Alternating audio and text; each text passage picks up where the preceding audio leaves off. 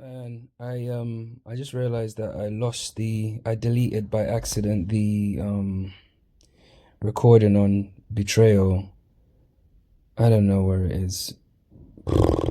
I don't know. I searched for it this morning, I couldn't find it. So I'm gonna try and do it again. I hope I remember all the components. Yeah, even if I don't, whatever that comes to mind, I will let you know. Okay, so let's start from this point, yeah? So the crux of this conversation is a very simple one. All betrayal starts from you, okay? And we're going to use two examples. We're going to talk about Jesus, we'll talk about Samson also, yeah? Because those are two well-known examples of like big betrayals, yeah? In fact, Judas's betrayal of Jesus could actually be seen as like perfidy, like treachery, because it's quite treacherous in nature, isn't it? And Samson and Delilah also, it's another one, yeah? So with those two examples, it should cover, I will aim to cover as many bases as possible with regards to betrayal. And we'll also talk about betrayal from, like when you enter the game, yeah? Like say for instance, a child that gets betrayed by their parents, yeah, or stuff like that. But that's another topic altogether. This is more for like being a grown-up, yeah? Okay, cool. So first things first, you need to realize the central point of all of this is you betrayed yourself, yeah? Because you had to betray yourself first in order for anything to be able to betray you. Because at your core, nothing can, you can't be, nothing, no reflection or projection can do anything to you unless you allow it. Yeah? Okay. You see. So, first, let's talk about love first, because this is usually in the realm of love, and that's what most people talk about betrayal. But, so for the most part, people fall in love with their own reflections. That's what actually happens, yeah? That's why love and narcissism go hand in hand, yeah? So for the most part, when people fall in love with their reflections, yeah, it's not always a sign of like healthy self-awareness, yeah? What do I mean by that? In a way, it can be seen as covert narcissism, yeah? Because it's a desire to see your idealized self mirrored back to you. When I say idealized self, that means that there's something you're not giving to yourself, yeah? So therefore, you fall in love with a reflection which you assume will give you that thing, yeah? Or you require them to give you that thing, yeah? And because of that, you idealize them. In the 3D, people talk about, putting people on pedestals and shit like that. Similar, but not the same. But idealizing is you think that they are the person that will give you that thing. So therefore, when they leave or they betray you or whatever, it's, oh my God, the world has ended, yeah? Because you are looking at, so basically you are distorted, yeah? Your current self is distorted, and you are looking at a mirror and you create an idealized version, a reflection, yeah? And you assume that it will give you that thing and you fall in love with it, yeah? That is narcissism. You are in love with the image, okay? So when that illusion breaks, yeah, and it always does, you will feel betrayed, yeah? But with the betrayal, it's not just external, because it's your own projection that has failed you. Listen to what I'm saying. Your own projection has failed you, yeah? The betrayal feels deep because you deceived yourself first. Yeah? Okay. So if we think about it from, like, how do I say this? Think of it in the sense of like the two poles. Like I told you, you need to integrate and, integrate your anima, animus, integrate your shadow, blah, blah, all the rest of it, yeah? Until you do that, yeah, you keep encountering other people, quote unquote, that will betray you, deceive you, mirror you, and eventually it will shatter because you are actually fragmented then. Yeah, the dream will break, the illusion will pop, yeah, the mirror will crack all the time, Yeah. Not because people are bad people. It's because you yourself are broken. Do you get it? So from this point, you need to realize that the people or whatever you're interacting with is you in disguise. When I say you, there is no English word to describe it. You being the actual living essence within. Yeah. It has no name, has no face. It's just pure unadulterated energy. Is that thing playing dress up as you, playing dress up as that girl that you fancy. Yeah. It's playing dress up as that you and that guy that you want. Yeah. It's the same. But because you are fragmented in your current state and you're not fully aware of what you are, the reflection will mirror back to you. It's common sense, okay? Now, let's think about it, yeah? So from that perspective, it's like, So let's say, okay, let me talk about Jesus now in slightly, then I'll revert back to the Samson point. So Jesus, we know, was actualized, right? But Jesus had disciples. Yeah, keep that in mind. I'm going to show you something that is a nice little master stroke, actually. So Jesus had disciples, but he was actualized. Yeah, or he was actualizing. Yeah, he went on a journey, yeah, to self-realization. Cool. So if Jesus knew about Judas's betrayal, yeah, before it unfolded and still allowed it to happen, was Jesus ignorant? No. Jesus had to integrate that aspect of himself through experiencing it live in 4K or HD. Yeah. What do I mean by that? The betrayal had to happen because it was a reflection of an inner fragmentation of Jesus Christ himself. And I know the Christians are going to cream their pants. Oh, Jesus was perfect. No, the fact that Jesus had disciples betrays the fact that he had inner fragmentation. Why? Because the disciples validated him. Do you see? Because if he didn't need the validation of them following him and them being his disciples and blah, blah, blah, and blah, blah, blah, yeah, and he was fully whole in that area or that aspect of his life, the betrayal wouldn't have come from there because he would have been whole. So there was a part of Jesus that betrayed himself, yeah, perhaps, and you see it in the reflection of Judas, because Judas did it because of what? Because of power, maybe control or fear, which means that Jesus in himself, in his psyche, in his ego, those three elements existed, and that was probably why he had disciples in the first place. So think of Judas as not just a man, yeah? He was a mirror. Yeah, because whoever you're interacting with, that girl that broke your heart, that guy that broke your heart, stupid fucking shit, yeah? They are mirrors. Everybody is a mirror. Yeah? That girl hurts you, that girl does that. It's a mirror. There's something that it's a signal for you. Okay? So think about it this way. That mirror shows you parts of your ego that's still that you haven't integrated yet into wholeness, yeah? Is the part that still clings on to something, yeah? So in Jesus' case, it will be clinging on to power, fear, or control, or whatever the case may be, yeah? So even in this case, you can see that yes, all betrayal is self-betrayal because Jesus would have betrayed himself first. Because there's a part of him that clung on to power, fear, and control. That's why the mirror reflected it back to him. So Jesus being further ahead than most people on the journey, he knew it was coming. He knew the betrayal was coming. Yeah, he knew it. He knew that, oh, there's a part of me that I haven't integrated yet, and I know it's going to come. So he just allowed it to happen, experience it, and integrate it from that point. He wasn't mad at Judas. He knew when it happened, he just took it because he realized that, oh, okay. That's what comes with it. Because he left his post. So, again, the reflection, the mirror will appear because that part of your ego has to die. Yeah?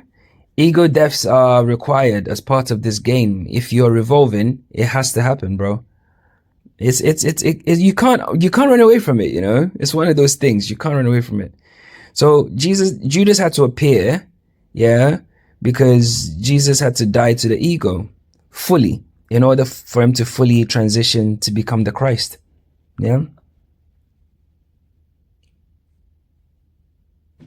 Facts, bro. So no crucifixion, no resurrection, no betrayal, no transcendence. That's the rules of the game. So the betrayal didn't mean that Jesus was unaware. It just meant that he was aware enough to embrace the necessity of it. Yeah. The only way out was through it. Now, sidebar. The only way out is through is an actual revelation of our true nature.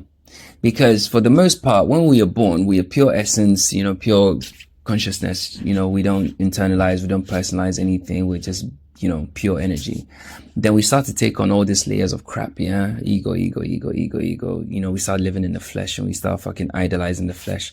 You know, people go to mosques and synagogues and churches, but they worship their flesh. It's to me, it's the most like, is the craziest level of cognitive dissonance that exists in the world. But that's another topic for another day. The fact is, we then start to, we acquire this shell around us. So think of the purest, most kind of, the purest, magical essence or thing ever in creation, right? Think of it as this like orb of pure light or energy or just purity, yeah, you know, in a physical form. Think of it as an orb. Then around that orb, you have the most impure, yeah, feces, fucking pus, vomit, fucking maggots, flesh shit, yeah, encasing this purity. That is the human condition. So it is our job. When we talk about ascension, yeah, there are no ladders anywhere. Yeah, you have to ascend that layer of crap all around you. Not just ascend it, but ascend it and integrate it, transmute it into something. Because it serves a purpose. That is your job here, bro. You can live in the crap all you want. All you will experience is crap. I'm telling you. Facts. Money can't save you. Cars can't save you. Girls are not going to save you. Houses are not going to save you. Holidays are not going to save you. The gym is not going to save you. Nothing's going to save you. You have to take yourself out of that shit. These are facts. Okay. So, and with that, that's actually what alchemy is. Yeah. Transmuting lead into gold. All right. Yeah. One day you see. So anyway, in order for you to become whole, that means the self must fracture, yeah? You must fracture and see yourself in every piece, yeah? And forgive every face that you once wore, yeah? Because everybody you're interacting with is a mirror. On one level, and this is something I actually experienced as part of my dying process. You know, you get to a point in the game when you're leaving this place that people call Earth and you're so attached to, you realize that you're actually just there by yourself, interacting with reflections of yourself. It's really beautiful, but it's actually kind of daunting at the same time. It's wild, you know, and, you know, then you realize that it's just you in different forms, different suits, different disguises, you know, it's mental. It's really mental. And you're here just to ascend yourself, you know. You're here to ascend the very mask that you're wearing, the very disguise that you're wearing. Once you do that, guess what happens? All your reflections, yeah, will also reflect that back to you. It's crazy. Bro, it's literally crazy. Most of you will attest, since you've been, you know, we've been having these conversations and stuff. If you start to apply the principles, you realize that life actually changes. People start to treat you differently. Yeah. And it's almost like, why? Because energetically, or in terms of your frequency, you're vibrating on a different harmonic altogether. So if we're going to look at physics, yeah, then naturally the resonance will have to change. Yeah. and your reflection in the mirror will also have to change. These are actual physical laws. Do you understand? Of this reality. So yeah, that's what it is. You know, once you forgive all that kind of stuff, that's all part of the wholeness. Yeah. These are facts, bro. So in order for you to become whole, like I said, you must fracture, and you must look into the face of every mirror. Yeah, every shadow, and recognize each as your own. Yeah, even the betrayer. In fact, especially the betrayer. Because it's you. And when I say it's you, it's not you in the physical sense. Listen to what I'm going to say. Yeah, I'm going to try and articulate this as best as I can. You left your post as a king. Yeah, you put down your crown for a moment. Yeah, and fell in love with the image in the mirror. That image can't save you because it's your own self, but you've actually left your post.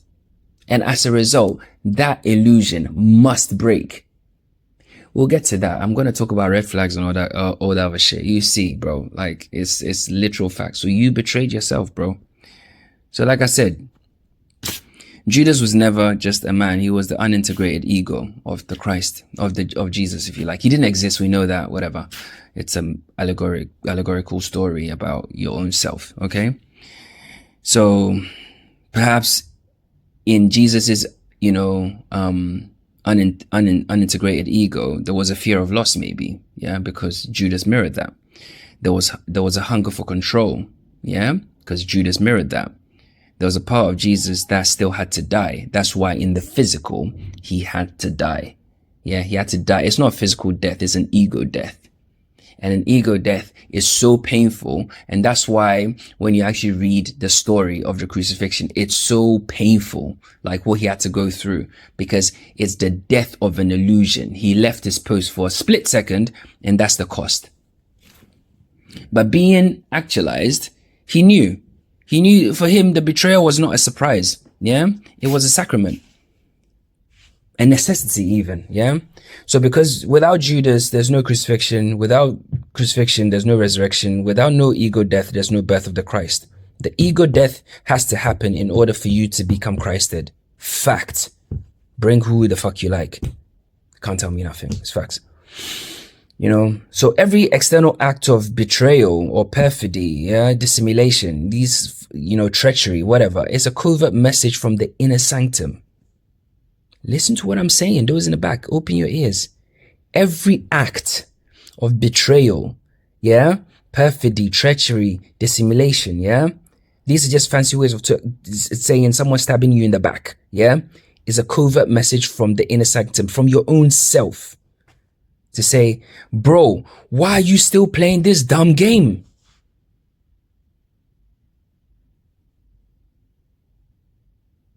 Do you understand? To be betrayed is to kind of witness the parts of you that's still unhealed, and still afraid, okay? The parts of you that the ego still clings to, But there's a real deep kind of awareness point here, or should I say, like, let's call it a divine paradox, if you like.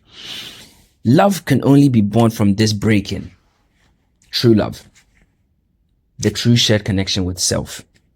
Because wholeness arrives not through purity, but through integration.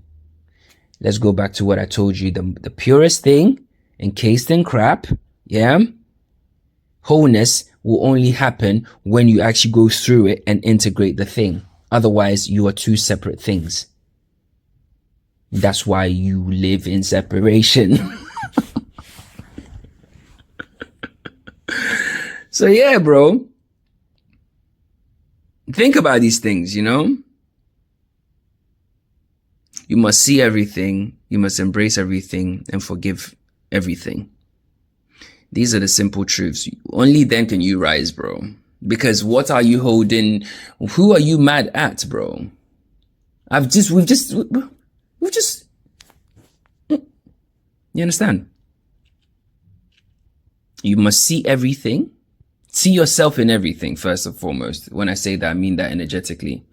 Embrace everything and forgive everything. because there's no one to be angry at. There's no one to hold a grudge against. Do you understand? Only then can you rise as the sovereign that you are. Only then can you wear the crown that you have without flinching, bro. This is the true myth, yeah? It begins with a wound and it ends with a coronation. And that's the truth. You understand? In between the sacred betrayal and the alchemical fire, you know, and that's how you become. Do you understand? You can't become without the fire. You have to go through the crucible, bro. If you want to reach a higher state of awareness, bro, you have to pay the cost. Bro, one day I'll tell you my life story. It will literally blow your mind, bro. Multiple NDEs, heartbreak, betrayals, you name it, bro. You name it. You name it. You understand? You know?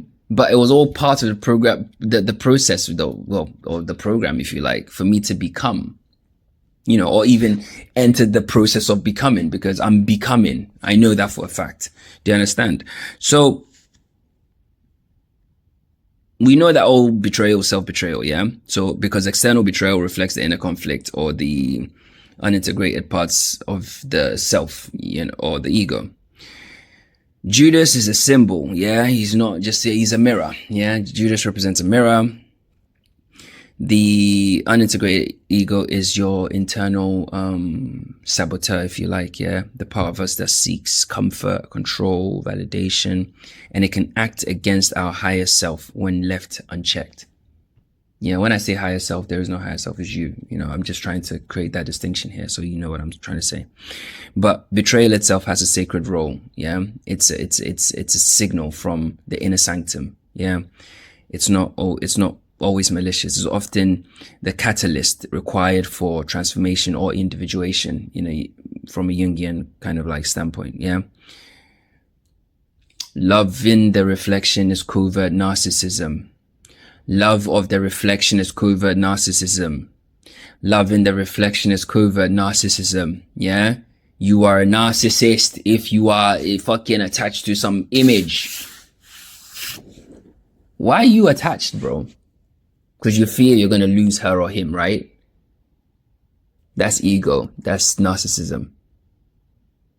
Why are you attached? Why are you attached? If you know what this is, why are you attached? You can't answer me. Why are you attached? You don't want to lose them. What makes you think like, what? You can't control anything anyway. So why are you attached? Experience and that's it. And let go. Experience, let go. Experience, let go. Okay? Integration is the end game. Yeah? Know that. The path of the sovereign is... Guys, you really need to lock in, yeah? Because now we've gone through layers and layers and layers and layers. Now we are in the fucking, yeah, inner sanctum, deep inner sanctum, yeah? This is not for the mundane and the profane, bro. You know.